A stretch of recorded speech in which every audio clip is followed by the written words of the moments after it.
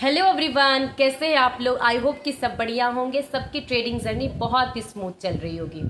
देखिए, stock market में directly या इनडायरेक्टली आप इंट्राडे करो, इन्वेस्टिंग करो, इवन आप एसआईपी भी करते हो, म्यूचुअल फंड से एसआईपी भी करते हो, फिर भी आपके पैसे रिस्क पे लगे हुए रहते हैं। अगर उसमें आप इंट्राडे करते हो, ऑप्शन ट्रेडिंग करते हो, इसका मतलब कि फुल्ली आप जब तक से अपने पैसे को वहां से एग्जिट नहीं करते, अपने ट्रेड से एग्जिट नहीं लेते, तब तक से आप रिस्क में ही बैठे हो।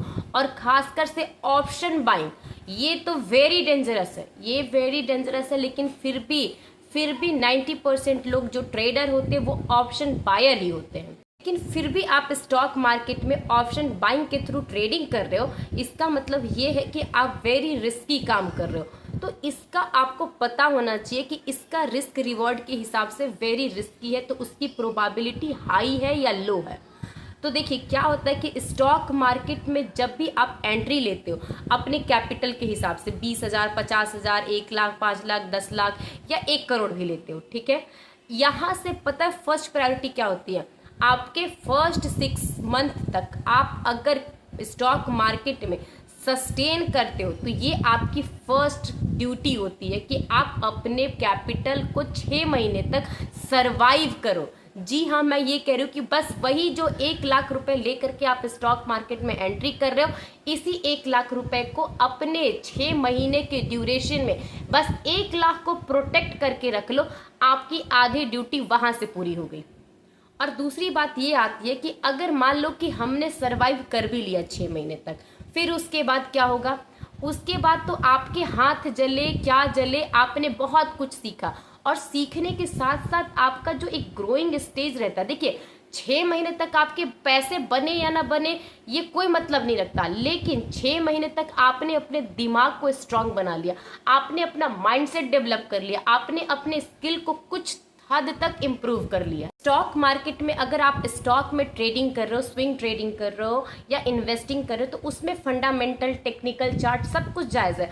अगर आप इवन इंट्राडे के लिए भी आप देखते हो ना स्टॉक्स को, तो उसमें भी आपका टेक्निकल एनालिसिस हो गया, आपका फंडामेंटल हो गया, चार्ट का एनालिसिस हो गया, वो सब कुछ समझ में आता है। लेकिन कुछ भी कर लो, ऑप्शन बाइंग में अगर आप ऑप्शन प्रीमियम के चार्ट को रीड करोगे ना वहाँ पे आपका फंडामेंटल काम आता है, ना आपका वहाँ पे चार्ट एनालिसिस काम आता है। वहां पर आपको मोस्टली क्या काम आता है, सिर्फ 2 ही चीज आते हैं। एक ऑप्शन के बायर और सेलर की साइकोलॉजी, जो 50% आपका वहां से काम होता है, और 50% आपका एक्सेप्टेंस।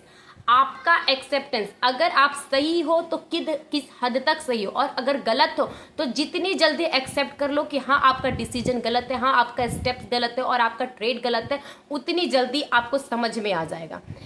ऑप्शन बाइंग में हमेशा यही 2 चीज़ें आती है कि अगर आपने सिचुएशन रहते, टाइम रहते ही अपने गलत डिसीजन को बदल दिया, मतलब कि कम से कम आपने एक्सेप्ट कर लिया कि हाँ ये मेरा ट्रेड गलत है, तो आपको मार्केट में ये कहती हूँ कि आपको रिवॉर्ड दे या ना दे, लेकिन रिस्क आप मैनेज कर लोगे। ये ऑप्शन बाइंग में होता है, क्योंकि वहां पर आपकी साइकोलॉजी क्या होती है, चार्ट के हिसाब से नहीं होती है, ऑप्शन के बायर और सेलर के हिसाब से होती है। आप ये जितनी जल्दी समझ जाए। देखिए, मैं जो नए बिगनर्स आते हैं ना ऑप्शन बाइंग को ट्रेड करने के लिए, मैं हमेशा उनसे बोलती हूँ कि देखिए, किसी का हाथ जल के सीखता है, कोई लोग पैसे उसमें बर्बाद करके सीखते हैं, कुछ लोग टाइम दे दे करके सीखते हैं। अगर मैं उनको प्रॉब्लम बता भी दूँ, समझ भी जाए, सब कुछ कर भी ले, लेकिन फिर भी मैं कहती हूँ, गारंटी मैं ये बात का देती हूँ कि किसी की साइकोलॉजी को अगर मैंने बोल दिया कि मेरा ये सेटअप है, आप कर लो, तो वो सेटअप को ट्राई तो करेंगे, लेकिन मेरा जो माइंडसेट रहेगा उस सेटअप को अप्लाई करने का, उसके पीछे के रीजन को समझने का, तो आपको 60 to 70% ऐसे ट्रेडर मिलेंगे कि फिर भी वो अप्लाई नहीं कर पाएंगे, क्योंकि उन्होंने सिर्फ एक फॉर्मूला चाहिए, फॉर्मूला के पीछे की साइकोलॉजी, फॉर्मूला के पीछे का रीजन उनको नहीं चाहिए। यही होता है। और ये सब चीजें एक ऑप्शन बायर के माइंडसेट को उस लेवल तक इम्प्रूव नहीं करता है। मैं अपने पास्ट एक्सपीरियंस से, मैं सिर्फ एक ऑप्शन बाइंग जो बायर होते हैं, जो जेन्युइन सिर्फ सोचते हैं कि मुझे ऑप्शन बाइंग करके कंसिस्टेंट प्रॉफिट बनाना है, मैं उनको ये 4 टिप देना चाहूँगी।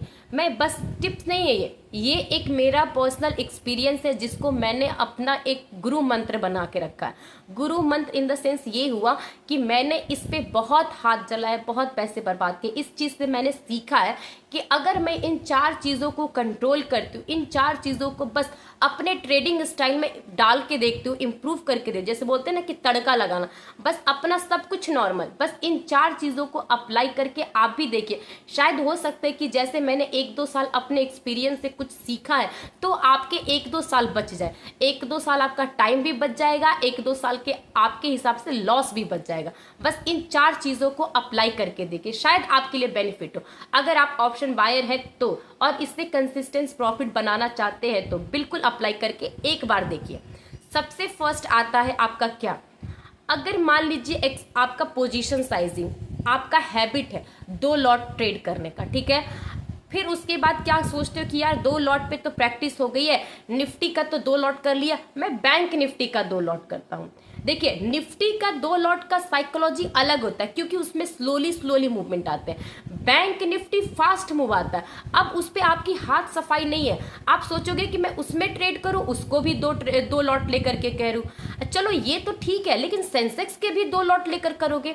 देखिए प्राइस वाइज सेम है, अगर आप 75 क्वांटिटी आती है निफ्टी की और 20 क्वांटिटी सिर्फ आती है सेंसेक्स की, मैं उसकी बात नहीं करूँ, मैं आपको उसके पीछे की जो साइकोलॉजी है, मैं इंडेक्स टू इंडेक्स का जो मूवमेंट होता है, वेरिएशन होता है, मैं उसकी बात कर रही हूँ आपको।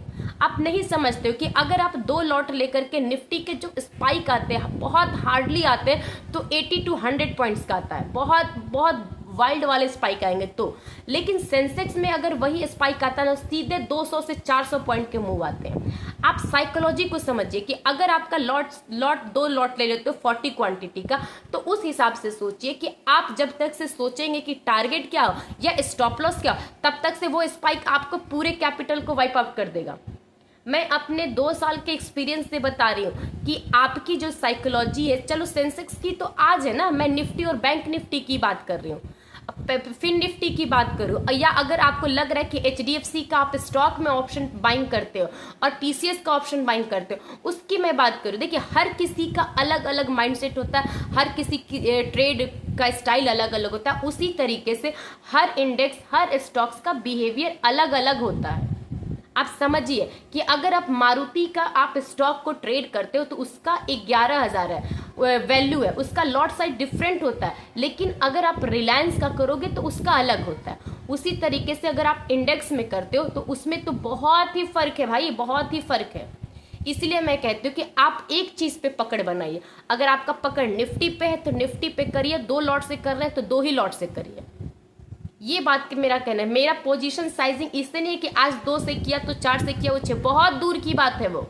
अभी आप इंडेक्स टू इंडेक्स ही समझिए कि निफ्टी में 2 लॉट मतलब डिफरेंट साइकोलॉजी और डिफरेंट मूवमेंट होगा, लेकिन अगर आप बैंक निफ्टी में करते हो तो उसकी अलग साइकोलॉजी होती है। आई होप कि ये वाला पॉइंट आपको बिल्कुल समझ में आता होगा, आप खुद एक्सपीरियंस करके देखना।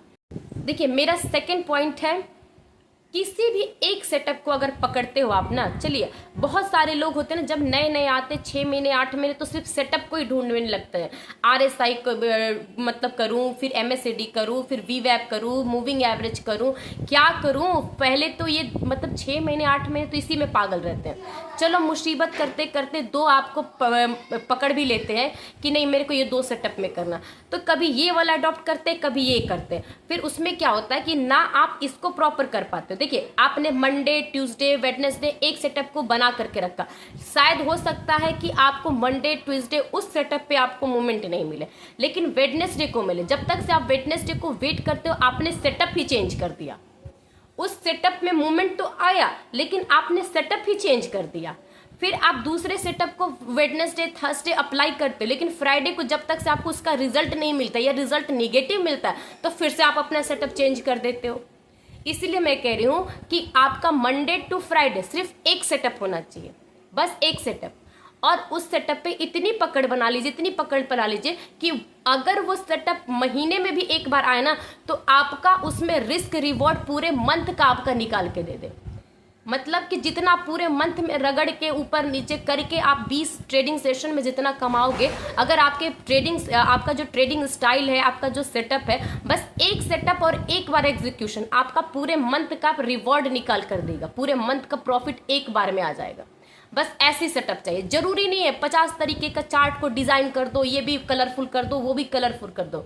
नहीं, मैंने बहुत कुछ करके देखा, मैंने अपने पास्ट एक्सपीरियंस से बता रही हूँ कि आपको कलरफुल करने की कोई, जितना नीट एंड क्लीन आपका चार्ट रहेगा, आपका सब कुछ क्लियरिटी लगेगी चार्ट में, आपकी विजिबिलिटी बढ़ेगी, उतना एक्यूरेसी रहेगा और आपका माइंड भी वहां पर चलेगा।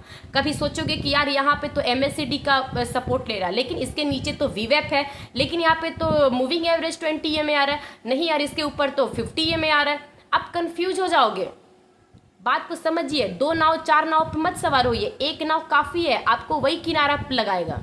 बस इंतजार करिए उस नाव की स्पीड का और उसके सही डायरेक्शन का।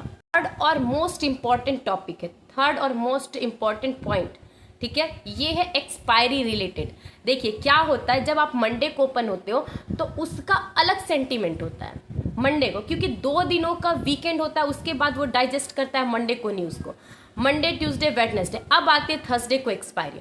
सेंसेक्स की आपकी ट्यूसडे को होती है, ठीक है। मैं एक्सपायरी डे, किसी भी आप इंडेक्स में ट्रेड करते हो उसकी एक्सपायरी डे, मैं हमेशा बोलती हूँ कि अगर एक्सपायरी डे में मॉर्निंग के टाइम में आपको जो भी 1-2 ट्रेड मिल गए, मिले या मिस हो गए, जो भी कहिए, मिले मिस हो गए, या आपको लगा कि नहीं यार ये फेवरेबल नहीं, आप रिस्क रिवॉर्ड लॉस के हिसाब से निकल गए, जो निकल गए, उसके बाद प्लीज उसी सेटअप में, उसी आप एक्सपायरी डेट पर, उसी इंडेक्स में प्लीज ट्रेड मत किया करिए।